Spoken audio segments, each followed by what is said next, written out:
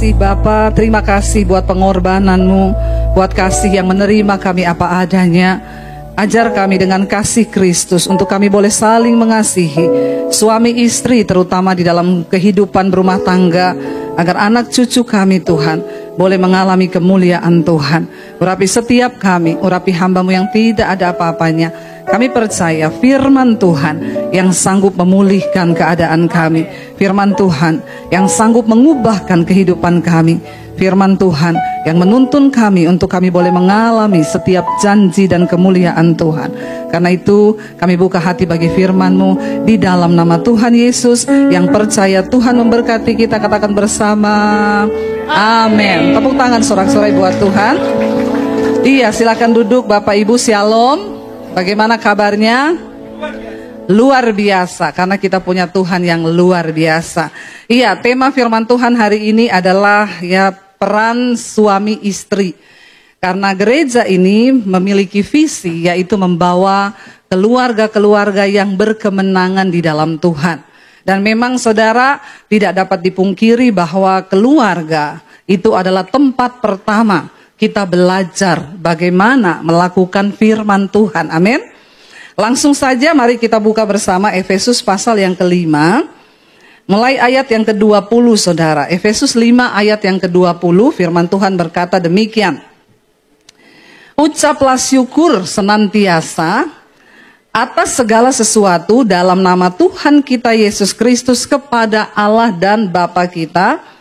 Dan rendahkanlah dirimu seorang kepada yang lain di dalam takut akan Tuhan. Ayat yang ke-21. Saudara, bagaimana kita bisa memulai sebuah pernikahan yang baik, yang belum punya suami dan istri? Jangan bilang, wah saya salah kelas ini ya, salah server nih. Bagus Anda mendengar khotbah tentang rumah tangga, supaya punya gambaran. Oh, nanti besok mau berumah tangga yang seperti ini. Amin anak muda. Ya, karena yang amin kok orang tua semua ya. Saya jangan GR ya menjadi anak muda ya, sudah beristri, sudah bersuami. Ini buat anak-anak muda jangan merasa salah tempat gitu ya. Kita ini ada di sini karena firman Tuhan itu akan memberi jalan yang benar bagi kita.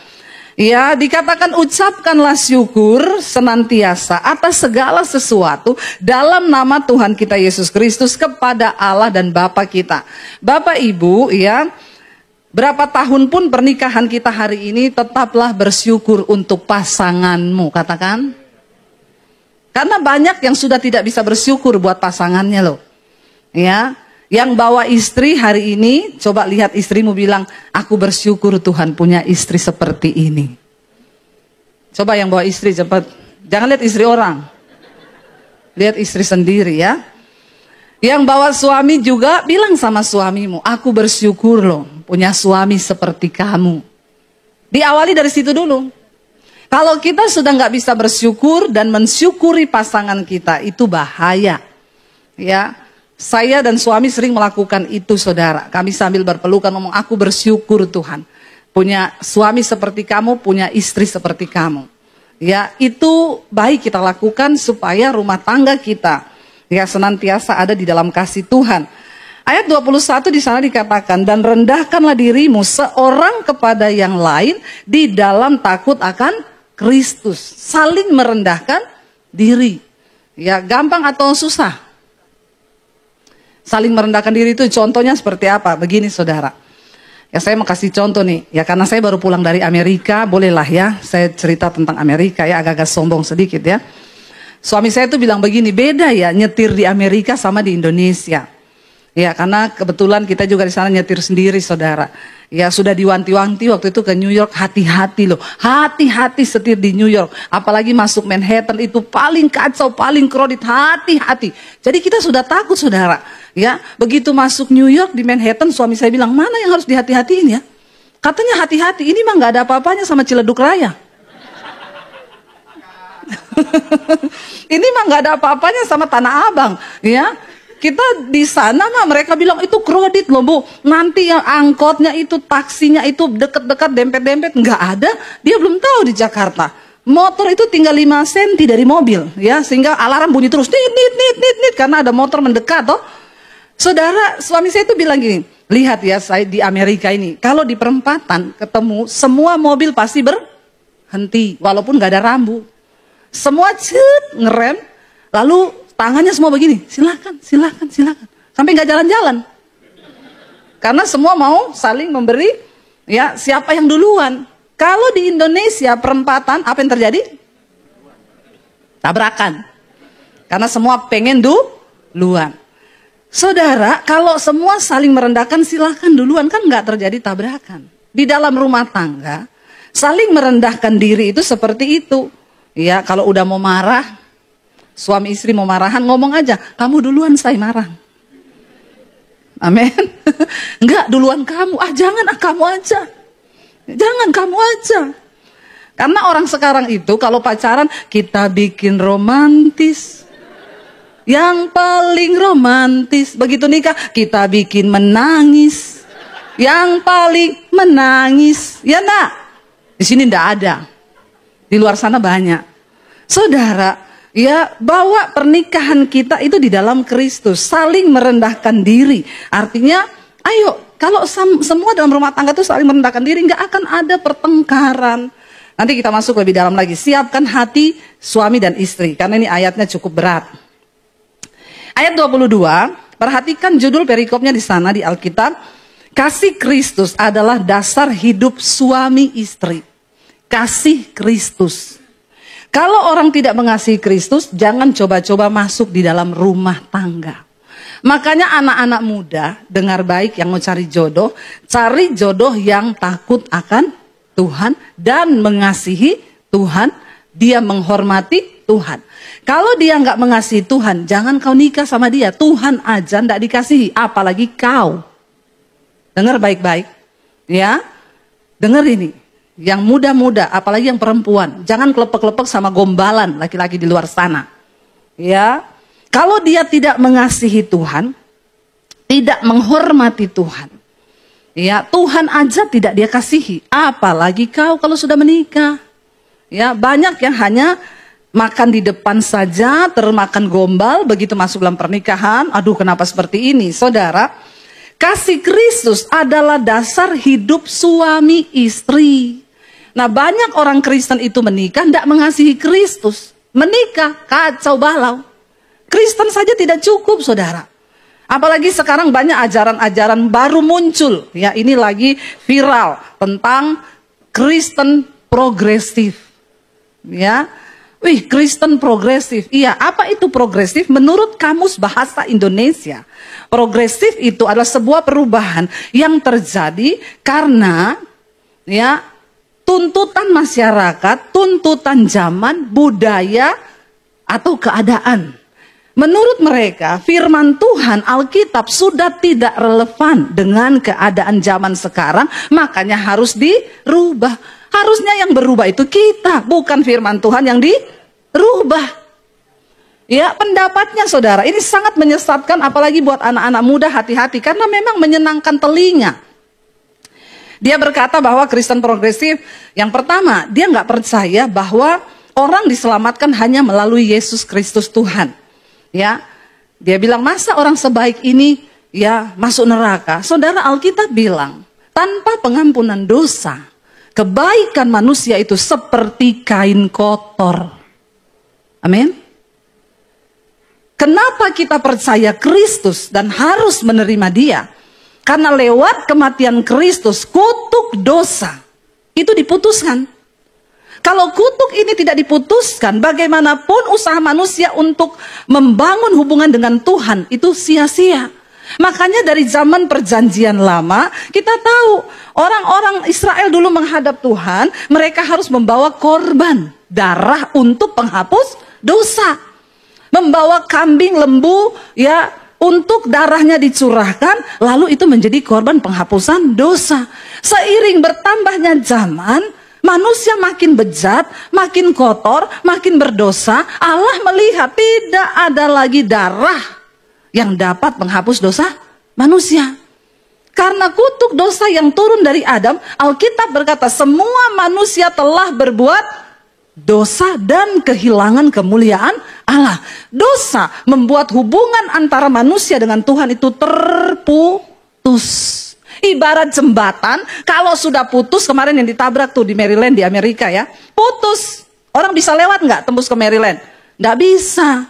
Yesus menjadi jalan tembus untuk kita ini sampai kepada Tuhan kembali Bapa, saudara. Dan dia adalah Allah sendiri yang menjelma menjadi manusia. Kenapa kita harus menerima dia? Hanya dengan kebaikan saja tidak cukup. Tanpa darah penebusan dosa, kebaikan manusia itu seperti kain kotor, kata firman Tuhan. Di luar kita bisa baik, tapi siapa tahu dalam hati. Iya apa iya? Ya, tapi pengampunan dari Tuhan Yesus itu yang bisa menyelamatkan saudara dan saya. Karena semua orang butuh pengampunan dosa. Yang kedua, dia nggak percaya ada surga dan neraka. Saudara, kalau dikatakan tidak ada neraka, senang semua pasti orang kan? Ya, udah pulang, ayo selingkuh yuk, nggak ada neraka. Ya, enak ya. Dulu teman saya pernah ngomong sama saya, Deb, saya mau ajak kamu ikut seminar. Bagus sekali pengajarannya. Tentang apa? Jadi menurut pengajaran ini, dosa itu tidak ada. Kita selingkuh kalau berdasarkan kasih, itu bukan dosa. Enak ya? Enak enggak? Ya? Makanya ada bapak-bapak selingkuh sama janda, ditegur istrinya. Kamu itu loh selingkuh sama janda. Dia bilang, Alkitab bilang kita harus memperhatikan janda-janda. Ya saudara. Kalau saya tinggalin dia, siapa yang akan mengasihi dia? Saya bilang, yang harus diperhatikan tuh janda tua. Kalau kau perhatikan janda tua, itu ibadah. Kau perhatikan janda muda, itu nafsu. Kedagingan bapak-bapak. Jangan bawa ayat firman Tuhan disalahgunakan. Amin. Saudara, enggak ada neraka. Jadi manusia boleh bebas melakukan dosa. Yesus berkata, jangan engkau takut kepada manusia yang hanya berkuasa membunuh tubuhmu. Tapi engkau harus takut kepada Tuhan Allah Bapa yang berkuasa membunuh tubuhmu dan jiwamu di dalam neraka. Berarti neraka itu ada enggak? Ada saudara. Ini sangat menyesatkan. Memang dia bilang bahwa ya ini Kristen progresif yang sesuai kebutuhan zaman. Mana ada orang sekarang bisa hidup kudus? Kayaknya udah gak masuk banget deh ayat-ayat firman Tuhan dengan keadaan zaman sekarang. Tapi kita harus percaya Alkitab tidak berubah dahulu, sekarang, bahkan sampai selamanya. Jangan rubah standar firman Tuhan saudara. Tapi kita yang harus berubah untuk mengikuti standar firman Tuhan. Alkitab berkata Allah itu kudus dan tanpa kekudusan kita tidak mungkin ketemu Tuhan. Makanya kita perlu pengampunan dosa. Karena setiap hari ini kita masih bikin dosa. Darah Yesus tersedia. Tapi jangan main-main di dalam dosa. Yang terakhir dia bilang, dia meragukan bahwa Alkitab itu adalah firman Tuhan. Bahwa ini kan cuma ditulis oleh manusia. Saudara, Rasul Paulus menyampaikan begini, kalau ada orang ataupun salah satu dari kami ini rasul-rasul, ataupun malaikat sekalipun yang turun dari sorga, dia memberitakan Injil yang lain daripada yang sudah ada, maka terkutuklah dia. Mau siapapun. Memang akhir zaman akan datang penyesatan. Tapi orang yang mau dengar yang enak buat telinga, senang yang begitu-begitu. Ya tadi Pak Partai udah bilang, Ibu Dewi itu khotbahnya nyelekit. Ya, tapi puji Tuhan banyak juga yang mau dengar ya. Tapi jangan kepahitan sama saya, rugi saudara. Ya saudara pahit sama saya tetap manis. Tapi nggak diabetes. Ayat 22 berkata begini saudara, baca bersama terutama ibu-ibu dengan suara yang nyaring. 1, 2, 3. Hai istri, tunduklah kepada suamimu seperti kepada Tuhan. Dengar begini ini nyesek nggak ibu-ibu? Jujur ibu-ibu. Hai istri, tunduklah kepada suamimu seperti kepada Tuhan. Ibu-ibu yang suaminya tukang selingkuh udah gini, enak aja. Suruh tunduk seperti seperti Tuhan. Hello, sorry ya. Ya enggak ibu-ibu? Ya. Tapi ini berat bagi bapak-bapak. Kalau disuruh istri tunduk kepada suami seperti kepada Tuhan, maka suami juga harus hidup seperti hidupnya. Amin. Tidak gampang. Nah, kalau suami hidupnya seperti Kristus, sabar, murah hati, sama istri mengasihi, tidak pelit. Amin, ibu-ibu? Ibu-ibu kenceng, amin. Apalagi yang terakhir, tidak pelit ya.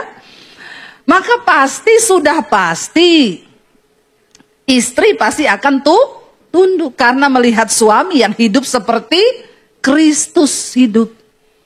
Ya. Jadi hai istri, tunduklah kepada suamimu seperti yang kau tunduk kepada Tuhan. Ayat 23 baca.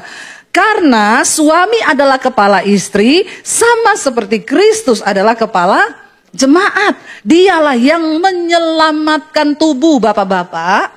Ya, makanya ini tadi yang saya bilang, bapak-bapak itu harus hidup seperti Kristus. Kristus itu kepala, dia menyelamatkan jemaat. Suami adalah kepala dalam rumah tangga yang harus menyelamatkan istri dan anak-anak. Ya, anak muda, terutama yang laki-laki, kalau kau belum bisa hidup seperti Kristus, jangan menikah.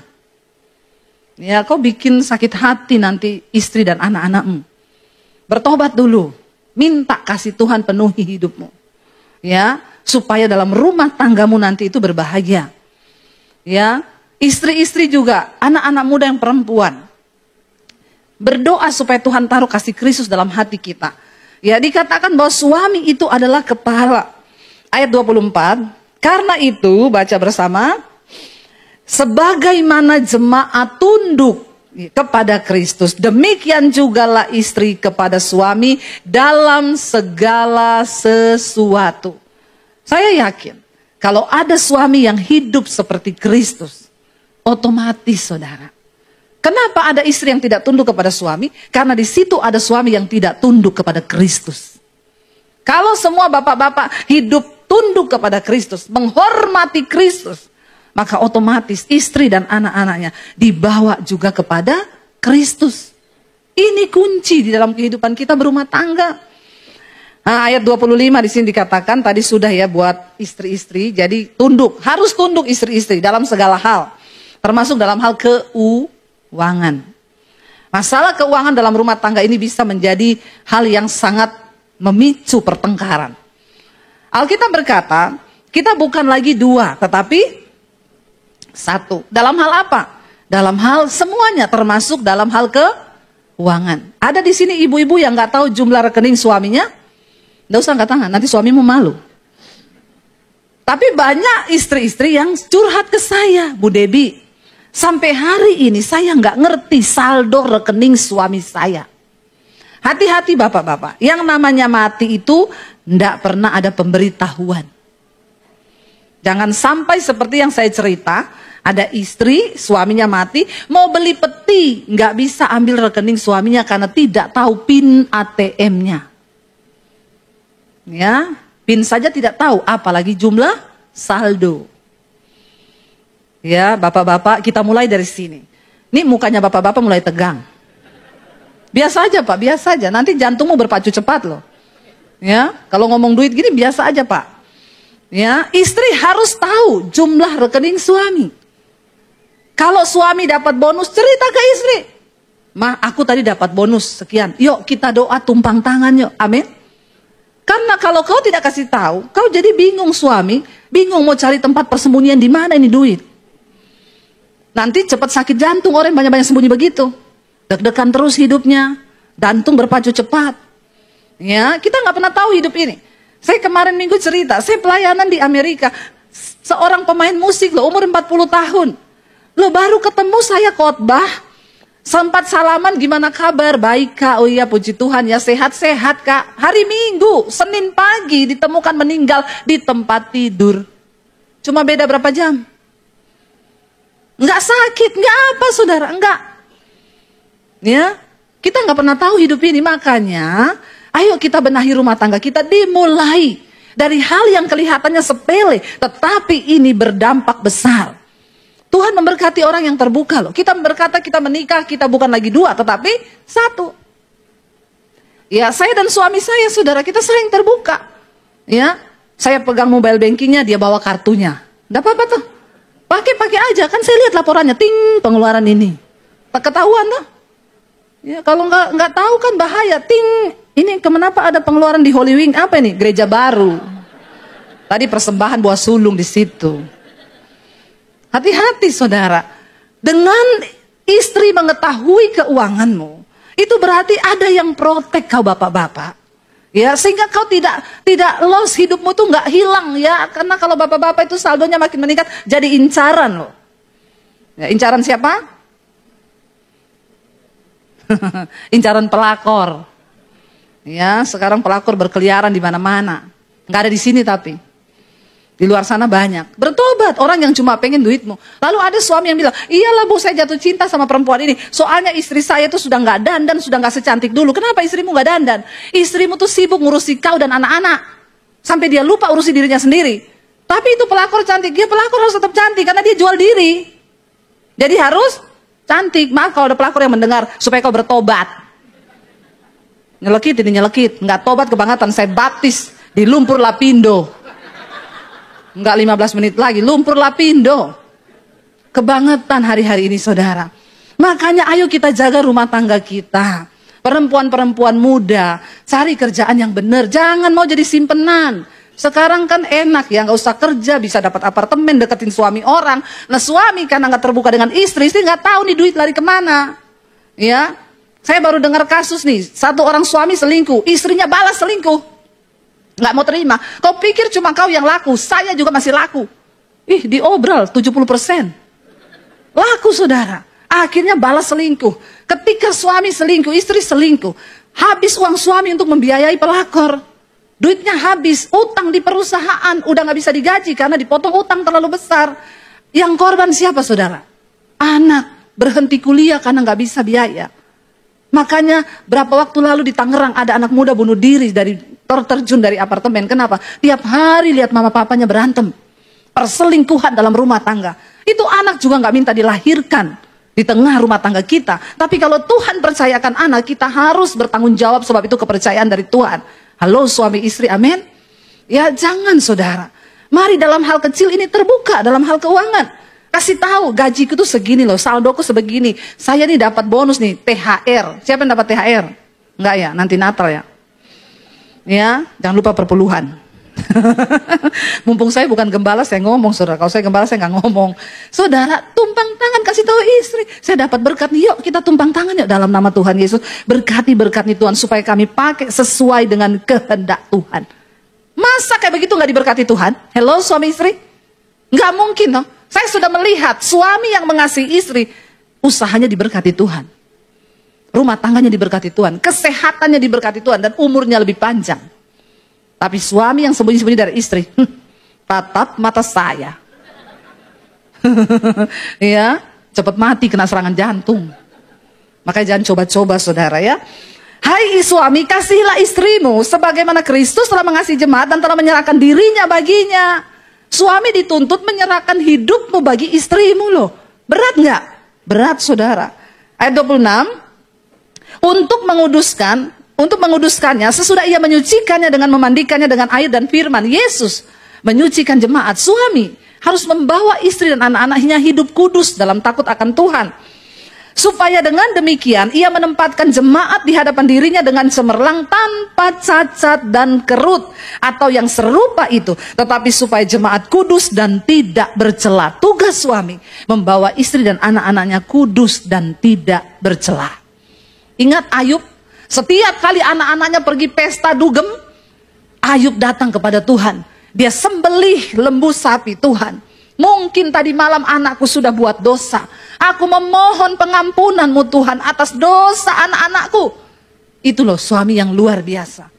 Jadi bapak-bapak, engkau harus menjadi imam yang benar.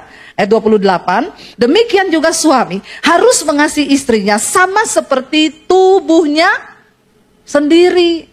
Ya, siapa yang mengasihi istrinya? Mengasihi dirinya sendiri. Jadi bapak-bapak, kalau engkau mengasihi istrimu, itu sama dengan engkau mengasihi dirimu sendiri. Kalau kau goblok-goblokin istrimu sama dengan kau, nah, ya, jadi kalau mau bilang istri goblok, tunjukkan dulu sendiri, goblok, goblok, goblok. Kan sama dengan memaki diri sendiri, toh? Ya, juga kalau kau memberi uang kepada istrimu, itu sama dengan kau beri uang kepada bapak-bapak. Tolong bersuara. Suaranya yang rela. Saya ini hanya menerjemahkan firman Tuhan loh. Sesederhana mungkin supaya saudara ngerti. Tapi jangan pura-pura nggak ngerti. Ya, jadi siapa yang mengasihi istri, mengasihi dirinya sendiri. Saya pakai ayat ini, kalau saya capek, saya pijetin. Kalau kau pijetin saya, seperti kau pijet dirimu sendiri. Ya, oh iya gitu saudara ya. Jadi, ya kita belajar saudara, karena firman Tuhan itu ya dan amin. Ya, bapak-bapak, karena kita sudah menjadi satu daging. Sebab ayat 29, tidak pernah orang membenci tubuhnya sendiri, tetapi mengasuhnya dan merawatinya sama seperti Kristus terhadap jemaat. Ketika pertama kali Tuhan menciptakan Adam itu pelongo-pelongo saudara di Taman Eden. Bayangkan hidup sendiri cuma lihat monyet, kodok, katak. Bete nggak hidupnya Adam? Bete loh. Bayangkan kalau laki-laki itu seorang diri. Saya sudah bayangkan. Bete, dia duduk di sini, lihat monyet, lihat kera, kok nggak ada yang bagus. Lalu Tuhan berkata, tidak baik kalau laki-laki itu seorang diri saja, tidak baik. Ya, jadi yang belum menikah tidak baik. Ya, cepatlah menikah tapi berdoa jodoh yang dari Tuhan. Dan akhirnya ketika Adam tertidur, Tuhan mengambil tulang rusuknya, lalu diciptakannya lah seorang perempuan bagi Adam. Ketika Adam bangun, Adam lihat, ada yang indah nih. Ya. Lalu Adam berkata kepada Tuhan, inilah tulang dari tulangku, daging dari dagingku. Berarti benar ayatnya bilang kan, kalau kau mengasihi istri, sama dengan kau kasihi daging dari dagingmu, tulang dari tulangmu. Sebelum mereka jatuh dalam dosa. Ketika mereka berbuat dosa, jangan salahkan Hawa terus saudara ketika jatuh dalam dosa. Ya, banyak bapak-bapak bilang itu gara-gara perempuan bu, gara-gara Hawa itu. Kenapa dia tergoda? Iblis itu licik, dia tahu yang dia goda perempuan. Karena dia tahu perempuan itu dicipta sebagai seorang penolong. Makanya ketika itu Hawa digoda sama iblis. Kamu lihat buah itu, kalau kamu makan, kamu bisa jadi sama seperti Tuhan. Lalu ditawarkan, menggoda buah itu. Dikasih, Hawa makan. Ketika Hawa makan separoh, dasar wanita itu penolong, selalu ingat suami. Amin ibu-ibu. Lu ibu-ibu itu kalau pergi ke arisan, pergi diajak temen, pasti bawa bungkusan untuk, ya toh, suami tuh, buat orang rumah toh. Kalau orang Jawa bilang kirmah, mikir rumah. Itu ibu-ibu. Jadi Hawa teringatlah dia akan suaminya. Enak banget nih buah. Lalu dikasih kepada Adam. Coba kalau yang iblis goda Adam, dia makan sampai habis satu pohon. Dia enggak kasih istrinya. Satu pohon habis. Hawa tanya, habis ngapa pak? Enggak ngapa-ngapa. Udah makan? Belum. Padahal ini kekenyangan. Iblis tahu kalau dia goda Adam, yang jatuh itu cuma Adam. Hawa tidak. Ibu-ibu artinya apa? Kita ini punya kuasa untuk mempengaruhi suami. Kita bisa pengaruhi suami ke hal yang jahat, kita juga bisa pengaruhi suami ke hal yang baik. Kita penolong loh. Kita bisa menolong mereka jatuh, kita juga bisa menolong mereka sukses. Awas loh kalau ada ibu-ibu yang begini. Itu loh, makmu.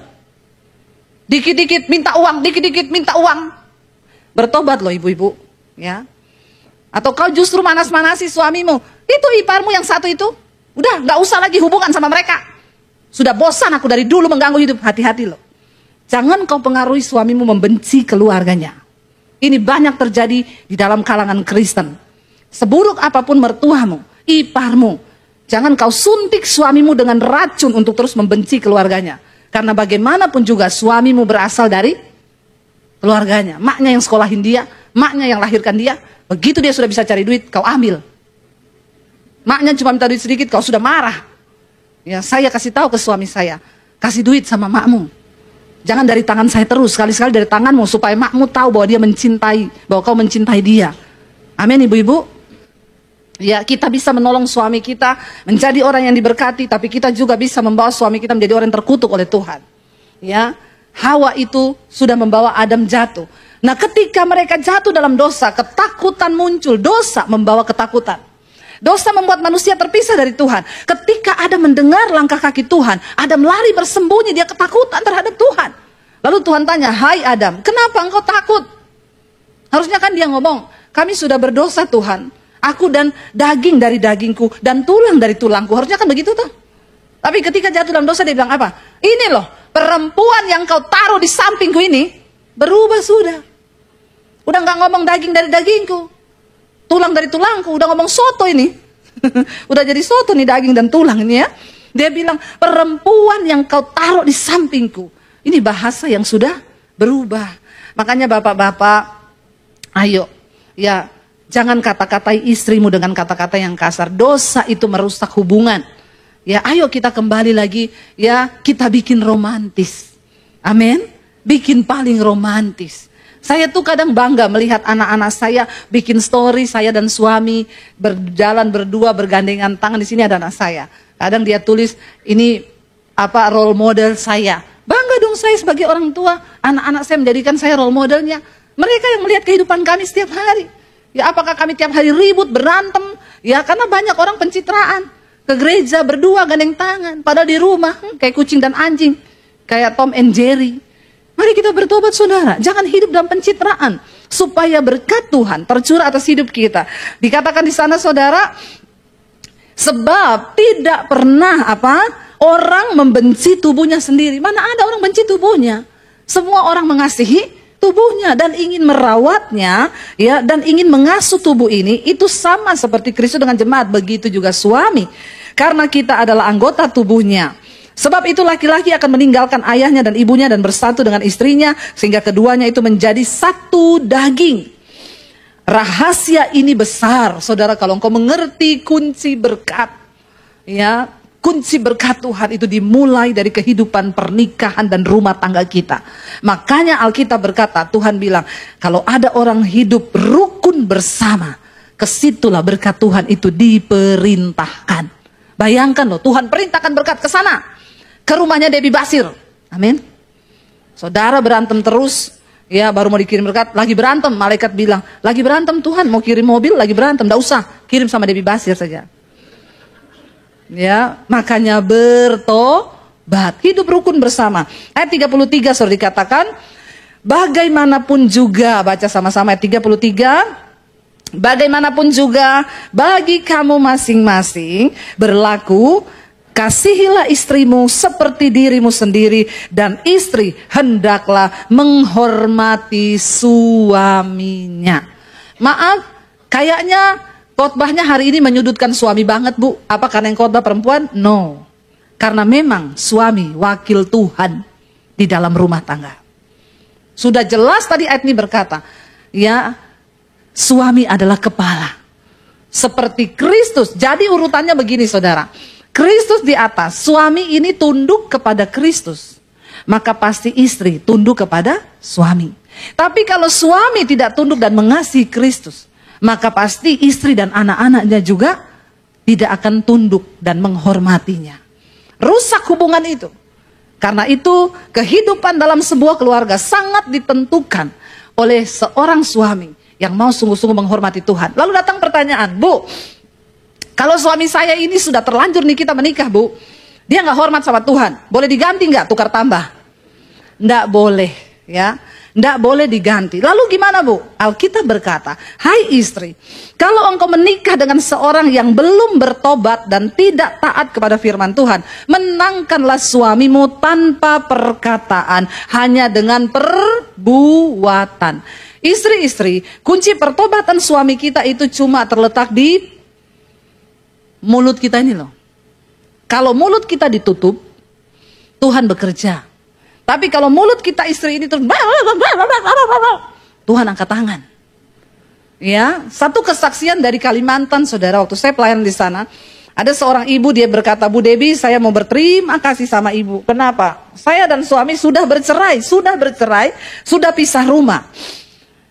Saya percaya Bu, kalau seandainya saat itu saya sudah mendengar khotbah-khotbah ibu, mungkin kami tidak bercerai.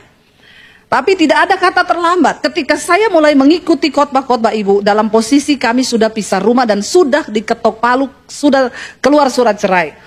Saya mendengarkan semua kebenaran yang Ibu sampaikan dan saya praktekkan, Bu. Saya bergumul untuk suami saya berdoa supaya dia bertobat. Satu saat suami saya dijamah Tuhan. Dia datang kembali kepada saya, dia menangis, Bu. Dia tersungkur di kaki saya.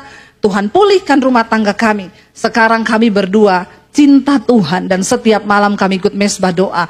Sudah bercerai, kembali dipersatukan Tuhan. Bagi Tuhan tidak ada perkara yang mustahil. Waktu kita mau tunduk kepada firman Tuhan, firman itu mengandung kuasa bagi orang yang mau melakukannya. Karena itu saudara, nanti kita akan terima perjamuan kudus. Biar perjamuan kudus ini akan menjadi satu sakramen yang kembali menyatukan pernikahan kita. Kita bangkit berdiri bersama, saya undang para imam musik. Kita nyanyikan lagu Mengasihi, Mengasihi Lebih Sungguh. Kami mau belajar Tuhan, mengasihi Engkau. Kami mau belajar dengan kasih Kristus, kami saling mengasihi suami, istri, dan anak-anak. Kami mau belajar untuk saling melayani lebih dan lebih lagi, agar rumah tangga kami diberkati, anak cucu kami diberkati. Katakan bersama pujian ini, kalau saudara datang dengan suami, dengan istri, bergandeng tangan. Yang duduknya terpisah, datangi istrimu. Istri datangi suamimu. Ini penting saudara. Kita mau pemulihan sore hari ini supaya rumah tangga kita diberkati Tuhan. Mari katakan sama-sama di hadapan Tuhan.